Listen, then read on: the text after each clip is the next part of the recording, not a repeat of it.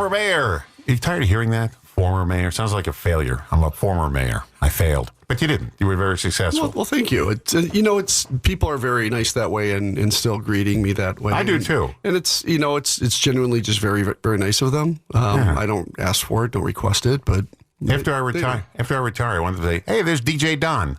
I want that title. DJ Don? Hey, DJ Don. That. How are you doing, DJ Don? That sounds like you're ready to start spinning some records. Yeah. John Dickert is with us. So good to have John with us here. And after you left the job as mayor, you had some other interesting jobs you dealt with. We're going to talk about these later. The water industry. Right. And now you're into the food industry. But you're always into something that's going to help mankind. It's not a greedy industry. It's like, here's how we're going to help people. Well, that's the whole idea is I like to fix things. And when you have a problem, the best thing to do is just hunker down and start fixing it. And that's what we did while we were here. And I was blessed with great people around me that helped me do that. But when I got out into, I got out in the world of the Great Lakes, and then Governor tasked me to run the state and local finance for the state of Wisconsin. So fixed that. And when I got done with that, I just told him that I needed to go on and fix some other stuff. So left the governor's appointment and got into consulting. And so I work in areas where we're trying to fix bigger global problems. Come over to my house. I'll give you a big list of things that needs to be fixed, including me. I don't think it's a global problem that you have. It's a big problem. In my mind, it's a global problem. Let's talk about before we get to the water, because I want to hit on that. Fork Farms. That's F-O-R-K, Fork Farms. This is a Wisconsin-based company up in Green Bay. Yes. And now you explain to me what they do, and it's very interesting what they do with food. Right. And tell me where your involvement in this whole thing. So back in about 2010, there was a huge Gulf oil spill, if a lot of people remember, and President Obama sent out a task force to figure out what happened and what would happen if they didn't clean it all up, because it was really, really bad. And what they found was that it was going to, if it hit the coast, it would decimate shellfish and things like that, all kinds of food that we eat for about 20 years. So I came back to Racine and said to a bunch of people, hey, listen, we got to figure out how to start doing our own food because we can't rely on other people.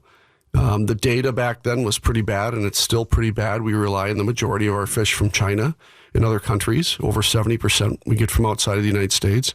And the food that we get, we are basically, Department of Ag is paying a lot of farmers a lot of money to grow food that doesn't even stay here. So we are growing food with pesticides and everything else that really are harmful to people, and we have the impacts and the effects. So what I started doing was back then looking around for how do we start growing regional food? It's more sustainable. It's safer for us because if we have food regionally, we don't have to worry about outside sources. And I really started working hard in that area as a mayor to try to figure out how to do that. And we started working with the University of Milwaukee on their aquaculture program, which is to this day just, number one from everything I've seen in the world. So then met up with these guys during another project I was working on, and we started talking, and I said, I've looked around for people like you that grow food indoors for a long, long time, but I've never seen anybody that's had the secret sauce, and these guys have the secret sauce. They have figured out how to do it the most efficient, effective way that I've ever seen. So what do they do? They grow it indoors. They use a reflective technology when they're growing it. Basically, the pod is about 5 feet tall and looks like a big octagonal table, but it's tall. And in the manner what they use is they have the lights that go down the middle of it, and then all the light refracts around because it's all white. And that's growing the food, right? So they hit it. So it's like sunlight, but except it's fake. But it's better for a couple of reasons. Number one, you can do it 16 hours a day.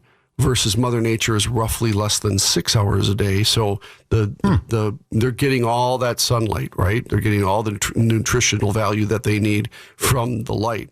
When it refracts in the white light, and the panels are white as well, when it refracts, the plant actually absorbs 100% of the area around the plant is now creating that photosynthesis and growing because of the way that the light refracts, right? And that and the way they have the pods set up and how they do it with the water tank already as part of the unit, and you just check your pH and add your nutrients when you need to. So when you're done, you've got number one, no bugs because you're inside, and number two, you don't have to wash it. You just break it off and you eat it. What is it? you can grow so many different things. Well, give me a couple of lettuce, examples. spinach, Really? collard greens, tomatoes, strawberries, beans. Does it taste the same as a farmer would make? No, it's so much better. And I will tell you this: we had some folks down from Illinois that were looking at this in Cook County, and we were up at a school because we're in schools in every state in America. We were at a school showing him 8 units that were connected together, and he said, "How much food are you growing here?" And she said, "Enough to supply our entire school system with lettuce." Wow. Yeah. So I said, "Do you want some?" And he said, "What do you mean?" I said, "Well, this unit over here is at full growth." So we went over and we snapped off a piece of arugula and ate it, and his eyes almost popped out of his head. He said, "This is amazing." Now, is this food sold in supermarkets? Well, not yet, and that's one of the reasons that we're all working together, is to start looking at to expand outside of where they are right now. Where they are right now is they're in every state in the union and schools and other places like that. Oh, so schools, they do sell the schools. Okay. Schools are wildly crazy about this because the kids can grow, that they learn, because there's curriculum that comes with it. So they can learn how to grow the plants, and then when they're done, they can either eat it and put it in their salad bar, which a lot of schools do, or they can actually sell it. So they learn how to sell food and make money. So so they do that. Right now we're in 12 countries, and what we're looking at is, why not commercialize this? Why not go back to that very original thought of making food locally? And let me give you an example. We have a project going on in Rockwell that we're going to be announcing in a couple of months. And Rockwell Automation said, we love this idea. We want to give you 7,500 square feet to produce food. And then we want to be able to analyze it and test it and everything else to make sure that, that your system is the most effective that we can possibly make it. Guess what 7,500 square feet is going to grow in a year? How many pounds of lettuce? And think about how heavy lettuce is, right? It's not very heavy. 268,000 pounds of lettuce in only 7,500 square feet. And what kind? You said many countries all over the world, some impoverished countries, because they really need food. Well, that's the thing, is they do need it and they don't have it. And that's one of the things that we're looking at here, is we're starting to talk to other countries about this and how we're going to do it. But the biggest thing is they also need water. Not a lot, 98% less than they normally use, but they do need water. So those couple of areas we've talked about, we just met with some folks from Africa a couple of weeks ago. The biggest issue is, do they have the money to do it? Do they have the money to buy the units to actually do it? We always talk here about in a third world country, the father says to the family, "I have to go out and find water. I'll be back tonight with the water and the medicine. I'll be back tonight." In this country, my Wi-Fi's not working. Yeah. Why is the Wi-Fi out? Yeah. I mean, that's how spoiled we are here. We are pretty spoiled, yeah. That's my parking space. Meanwhile, some guy's walking for 12 hours to find water for his family. Right. And usually they make the women do it. In the African countries, they make the women do it, and the women then can't go to class because they're spending all day getting water. Yeah. But to think, so right now we're in Barbados, Canada, Cayman Islands, Denmark, Israel, Netherlands, Romania, Spain, Sweden, United Kingdom, and that's a couple that we're in right now. So we're all over. We had a huge Caribbean effort going on, but unfortunately USAID was taken away. The funds for USAID were the ones that were going to fund it. We were going to put it on the islands that were hit most by hurricanes, because once they get hit by a hurricane, they only have 2 weeks supply of food on their islands. Our guest, John Dickert, this morning. We're talking about food around the world. We're talking about the company. Now, how are you with this company, Food Fork? Are you like CEO? How does that work? Fork Farm? No, I'm just a consultant. Okay. Yeah. They brought me on to help take them to kind of that next level where we're doing more regional Good for food you. and getting it at a larger level. You're always doing something. Well, you know, God puts you on this planet to do something, right? I figure that's to fix stuff. 54 years I've been playing music on the radio. But that's good. That's something, I guess. You're getting us together, right? I got to talk about this, and we'll talk more about Food Fork. The Big Short was a movie came out several years ago, and it was about a doctor played by, who's the guy who played Batman? I can't think of his name. And he said there's going to be a bust in the housing industry. He did calculations, and sure enough, Goldman Sachs went out of business. There was a bust in the housing industry. Yeah. He predicted it. And that's what the movie's about. At the end of the film, they show him on screen, And they say the next thing he's working on is water. Yeah. That's going to be the next problem in this world, water. Yeah. And everybody in the theater went, water? What's the matter with water? We have no water. We have water. They started to pack because this movie was true. It actually happened with the housing bust. You got involved with water. Yeah, I've been involved with water since I was in grade school. I mean, the first. I know you don't like bottled water. I know. Water. This is like on you. This is like the devil's brew. Spring water. Well, yeah, sure. You don't think so? Well, sometimes you just don't know. Sometimes you don't know. Bottled water. It says right here, spring water. Yeah, but it's not. Bottled water is not tested, so we really don't know what's in bottled water. The devil's brew. The devil's brew. Okay. I don't know if it's that bad. But let's talk about the water problem. Yeah, so I started when I gave my first Optus oratorical speech in sixth grade. I gave it about the Root River and how the Root River was so polluted. And after talking to my grandfather, he told me that they used to swim and drink the water right out of the river when he was young. So I really realized that it was right before the Clean Water Act and the Clean Air Act. So I wanted to do something to make that water clean like my grandfather had it. So The Big Short, which is a great movie, and if you haven't seen it, you really should. It talks about why the housing market failed. And unfortunately, some of those same things that created that failure are back again now.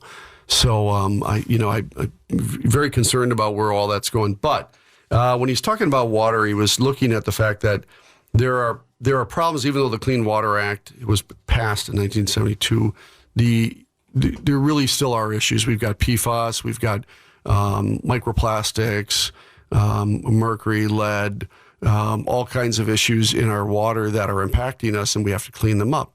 And these are, left over from industries that had been polluting in the past, plus things that we're doing now. Now, if you want to watch another really great show that I think was the same impact from a knowledge base as The Big Short did, was watch Dark Waters with Mark Ruffalo, who's one of our own. In Kenosha. Yeah. This is the story of the man who found PFAS, which is the forever chemical, which is really, really bad. And that's one of the companies I work with as well. We try to clean up and destroy PFAS. PFAS is a chemical. It's the strongest chemical man has ever created. It's I believe a 6 carbon link chain with a fluorine. I never had chemistry, but a fluorine bond in the middle. It's so strong. It's what they use to put out fires with, the firefighting foam, because it cannot be burnt. It's what they put on the panels of the space shuttle so that when they're coming in, they don't burn up. It was made during, believe it or not, the Manhattan Project to kind of control all of the heat and things that were going on. Then they started using it in regular usage, which is spray on things on your clothes to be water resistant, stick resistant pans, and things like that. And Dark Waters shows where they finally found that this was impacting animals, and how the cows were, drinking water out of the stream and they're getting bloated and dying. And he tracked it all the way down to 3M. And they found that they had just been dumping the remainder of the stuff basically in Did they the know water. what it was when they're dumping it? Oh, of course. They didn't care. They found out in the 50s what it was doing to people. And so where is this PFAS? Where is it located? What is it in? Everywhere. Water. It moves in water, and it's everywhere in the world. Now, I told you my wife gets the water from Petrified Springs over here in Kenosha. They have that aquifer thing that runs there, and used to have good water, right? Well, depending on the aquifer, it's probably really good water. Yeah. Yeah, but she used to filter it, and you said, don't filter it. Don't filter it because there's good minerals in it. It smells, though. Those are the minerals. I know, it smells. Yeah. She drinks out of that's the only water she drinks. Yeah, she's probably drinking really healthy water. I mean, I've never tested the aquifer there, but one of the reasons we don't have a lot of PFAS in the water intake in the Great Lakes is because it's so diluted. There's PFAS in the Great Lakes, but it's so diluted that it's not a big issue, right? It's in the wells that are around the state, around the country, and around the world where you find PFAS. As a matter of fact, it's so bad in some areas. There's a 3M plant. I believe it's a 3M plant up in the Rhinelander area, and they found an area there that it was so bad. The feds give a level. It's called a 4 ppt level, 4 parts per trillion. 4 parts per trillion they feel is allowable for humans to drink. It's like 1 drop of water in 8 swimming pools, Olympic swimming pools. So up in that area up there, right outside of Rhinelander, they tested, and so 4 parts per trillion is okay, right? They were at 44,000 parts per trillion. So they were basically drinking pure poison. And people started dying. And where was that? Up in a little town right outside of Rhinelander. So they tested it, and ironically enough, a couple of the legislators up there said this is all farce, this is all nonsense. But they have people getting cancer and dying of cancer up in Rhinelander in levels that are just beyond. Remind you of that movie, comprehension. Aaron Brockovich. Well, this makes, I think that was hexachromium fluoride. Yeah, hexachromium. So this makes that look like it's nothing. I mean, PFAS is far more dangerous and far more impactful on you than that was, because it concentrates in your body, and when it concentrates, it gets to a certain level, and then either brain or liver, just you're done. So these people up in the Rhinelander area are dying of cancer, and they started, and the average age was in the 60s and 70s, and now people are in the 30s and 40s and dying. John Dickert is joining us here. He's a consultant for Fork Farms, based in Green Bay, right? Yes. Based in Green Bay, Wisconsin. They give food to the world, but you said not commercially yet, right? Not commercially. So one of the things that we're looking at is if we're growing 268,000 pounds of food in 7,500 square feet, what happens if you make that 40,000 square feet? And so the data is indicating that, and we're talking to investors, and we're talking to some people actually locally about this, about, how much can we provide? So for instance, if we're in 40,000 square feet, there's enough to provide from the border to, Oak Creek, all the lettuce that they would need for the year. Now, if those are the cases, 98% less water, 98% less energy, and basically you're down to zero when it comes to driving. Instead of driving this stuff 1,500 miles from California, you're literally driving it 5 miles down the street. How do the farmers feel about this? It's basically putting them out of business. Well, no, it doesn't, because the requirements for food are growing. As a matter of fact, one of the things that the feds have been looking at is increasing the productivity in the United States by 25% over the next 5 to 10 years of food, because the rest of the world is having difficulty finding places to grow food. With constant rains and changing climate, you've got heat and cold going on at times that they're not supposed to happen. So people are seeing less and less opportunity to grow food on a regular, consistent basis, number one. Number two, I think Wisconsin's losing about 100,000 acres a year in farmland from development and things like that. By my church, they have 3 farms gone already. They're putting housing on it. Yeah. Right. So if that's happening, we're actually losing our farmland. So we're looking at it from not taking over from the farmers, but actually helping the farmers, talking to farmers about doing this indoors. So they're not only growing crops once a year, they're growing crops year round. And that's the issue we're looking at. We're not talking about, getting in anybody else's way. It's about how do we grow more food, healthier food for people to eat, because 1 in 5 people in America is obese. The amount of healthcare costs that we have right now in America is $5 trillion. The average person used to spend in the 70s when I was growing up less than $2,000 a year on healthcare. Now they spend, an average household is spending about $16,000 a year in healthcare. So the numbers are not going in the right direction for our health. And the best way to deal with that, and you know this because you look fabulous, you've been working on eating better food. I've been working on eating better food, is you eat healthier food. And when you do, your body reacts. And we see that in the studies that we're doing with kids. When they eat the food that they grow, they not only are more productive, but their grades are starting to go up. So we're testing this methodology and seeing what's going on and realizing it's not rocket science. You feed kids good food, they're going to respond well. I don't understand this. In school, when I was a kid, and we're talking about the 60s mainly, you had a choice with your lunch, in the hot lunch. Do you want bread and butter or peanut butter and jelly sandwich? You get a small one. Nobody ever said anything about peanut allergies back in the 1960s. Did people have them back then? Well, my allergist is what I consider one of the best in the region. And she told me years ago when I started getting allergies that I never had before. She said more and more adults are getting allergies that they never had before, and more people are getting allergies because of the processed food that we eat. It's wreaking havoc on our body, basically. Processed food is bad because it's a lot of chemicals. The body's not designed to break down chemicals. It's just not. It's designed to break down the food that we have on the planet, not chemicals and sugars and additives like that. Those things are horrible for your body. So all this impacts our healthcare, right? Because it costs more money to keep people healthier because they're eating worse food than they used to eat when they were kids. What did we have? Grocery stores were a thing when we were growing up, weren't they? You walked to your grocery store or you took a very short car ride to your grocery store. Grocery stores are all moved out of the cities now. Yeah, we had delis, a lot of deli concessions where I grew up. We had the meat market down on Northwestern, right? We had the meat markets all over the place. We had them downtown, for crying out loud. So now people don't have access. They call them food deserts. The fact is, we've just I heard that term for the first time a couple of weeks ago. Food desert. Yeah, because we don't have access to good, healthy food or even a grocery store. I heard that for the first time. I didn't know what they were talking about. I should have called you. I got your phone number. You too. Hey, John, I know it's 2 a.m. I'm watching TV. I heard food desert. What does that mean? Well done. Let me get in the other room so I don't wake up my wife. The thing is that everybody thinks the food deserts are just in the cities. Actually, the rural areas have worse problems with food deserts. I was just talking to my best friend in North Dakota, and he said right now the average person in rural North Dakota has to drive 30 minutes to get to food. So how is it that you're able to get to access to good, healthy foods if you have to drive 30 minutes in each direction to go get it? That's too expensive on the average person. So we have unfortunately incentivized big box stores to go out into areas outside of cities and build.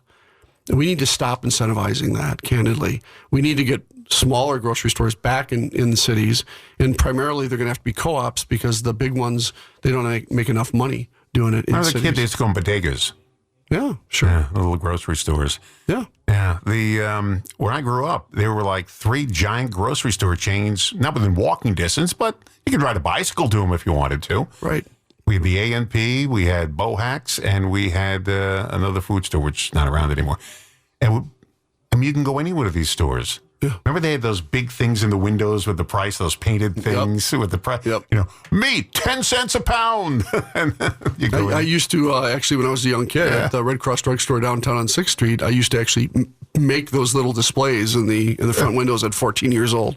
So, yeah, that's the way it was. And people look back and they say, well, those are the good old days.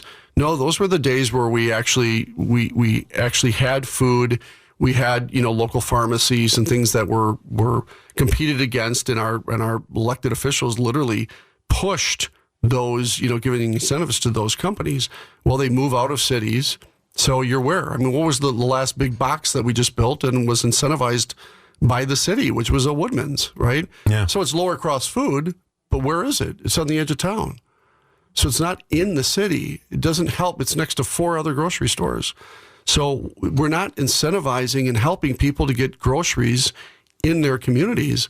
So one of the things that's happening with Fork Farm is we've got grocery stores and places like that are now saying to us, how many of these can I get? And how fast are we growing this food? Well, one table-sized unit that's about 5 feet tall will grow 28 pounds of lettuce in 28 days. Give us a website. People can check this out. Forkfarms.com. Fork, that's Fork, farms.com. Yeah. All right, that's good. Once you see it, you'll be amazed. It's I've been amazed, and I've seen it firsthand. When you eat the food, same thing happens to the kids. I didn't see you bring samples in or anything. You came in here with no samples? I'll bring you some samples. Well, I want them now. We're talking. I'm hungry now. Give me 28 days and let's get one of those in here. Okay. Thank you, John, for coming in. It's always a pleasure. Former Mayor John Dickert, now involved with Fork Farms and also still doing water, still involved with fresh water, trying to get us some clean water somewhere. Gotta do it. Without deadly chemicals added to it. Now, will the water taste different if they take the deadly chemicals out? Well, it'll taste different, but more importantly, it's better for you. You told me once the best water in the world is the tap water. Yeah. Still think so? Absolutely. Okay. Yeah, that's why we were rated #1 water in America. Yeah. Good for you. Our men and women do a great job at the water department. You make me ashamed of what I'm doing for a living. Don't be ashamed. If it wasn't for you, how would people know? I just feel like I'm not adding anything to society. You are. Society will never hear about any of this stuff if you're not on the air. Yeah, well, thank you, John, for coming in. Always a pleasure. I do appreciate you, yeah.